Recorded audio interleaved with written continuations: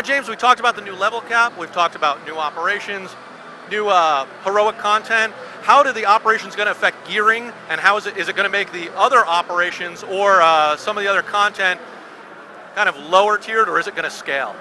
Oh, you're talking about when we do the level cap increase? Yes. So that was the. So no, you're not. We're not going to make all of the current high level content obsolete, because that would be really dumb of us. Okay. That was actually the big challenge we had, because what happens when a classic expansion pack gets released is it does make all the previous content obsolete, and so you have to release. When you do that, you have to release with a ton of high level content to replace it. Ops and in our point, we'd have to release a whole bunch of new ops and flashpoints, which we are not doing with McKeb. So essentially, we figured out math-wise that we could actually do the level cap increase and not obsolete the all the Elder content. There is going to be new ops. We have the new op with the what are we?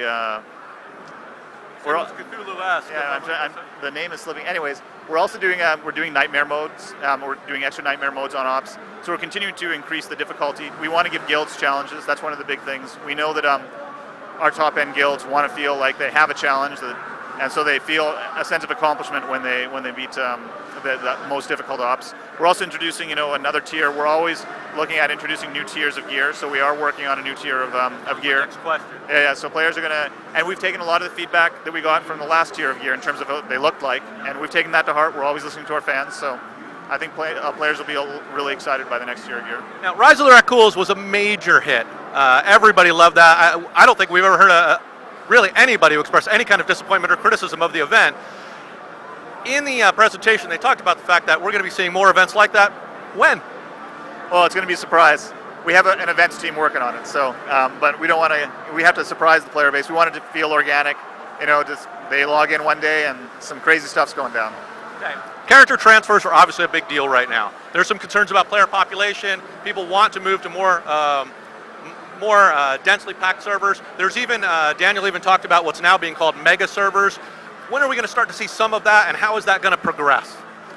Well, it's a multi-stage process. So the first thing is character transfer, and that's happening really soon, as in this month, as in within days. So it's going to be soon. Players can expect that. We know, character transfer has been at the top priority. We need to get that out, and it's going to allow you to move your character from your current server to another server. You're not going to be able to choose any server to move your character to, but you will be able to move them to a higher population server. So if you feel like there's not enough players on your server, you can move to a server where there will be more players in the environment. Now, that's our first step.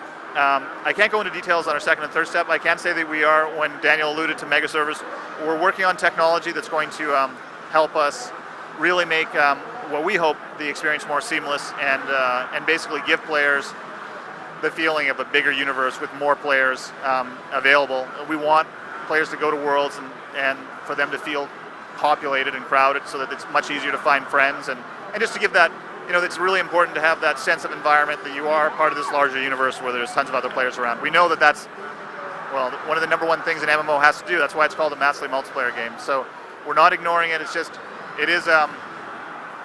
a long process to get that technology all in place, and it's been the number one priority though. So. Now, I don't know if you're going to answer this or not, but is it going to be targeted pools of servers now that are going to push people towards one larger server, or is it you're going to have several targeted servers that they can select from? There'll be several targeted. At this, that's for the first step with the what we're releasing right now. And I can't go into details about what we're doing after that. You can't give me any details at all, just a hint? I can say that we're working on tech to make it like the word that Daniel used, mega servers. That's all I can. Okay. Yeah. And that's coming down the road. What about cross servers? Now, again, in that, I believe the same interview, or even at MCM, they talked about the fact that this is the kind of thing that's being worked on for the future, but the way it was phrased was it's something that we're looking at, not necessarily working on in the moment. Yeah, no, we are. What can I say there? Probably something really revealing. That would be. I can't really comment on that. I can say that cross servers and mega servers and all that. That's all kind of part of the big initiative of getting players to feel like there's a lot more players in the environment that they're playing in. So. Now, James, you were talking about McKeb. Now, that sounds like quite a big piece of content. How big is it? Well, I think it's basically the biggest non-expansion pack piece of content that I think any online game's ever released at one time. It's a whole planet. I've never heard of that being released, except in something like an expansion pack. So I think it shows how much we really care about giving our fans what they've been asking for, which is more story content. Now, that's a pretty bold statement. I mean, EVE has released some big things for semi-free. Other online games have released things for free. Is McKeb really, I mean, is it that big? It's a whole planet. So, and planets are big. All right, and a whole lot of new content and a whole lot for people to explore. When can we expect to see that? Oh, I can't tell you that, but we're aiming for this year. Okay, so before the end of the year, though, that's when we're looking. That's our target?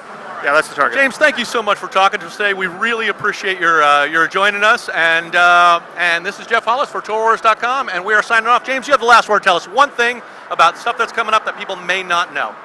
I didn't mention the free trial. We have the free trial coming. Absolutely.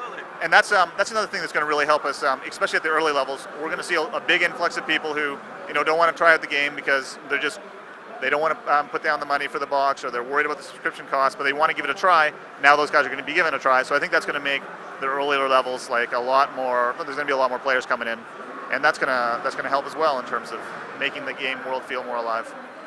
Thanks very much. Once again, Jeff Hollis for TORWars.com, and I'm here with James Ohlen. Thank you very much, sir. Thanks.